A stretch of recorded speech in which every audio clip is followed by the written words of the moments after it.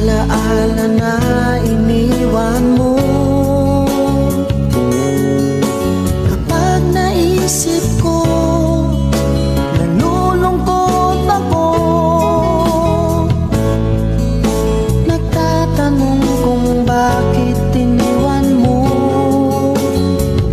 Bakit tayo'y nagkalayo? Alaala ng ating mga nakaraan. Kapag kapiling ka, anong ligaya ko. Hindi pa ba sapat ang pagmamahal ko? Bakit tayo'y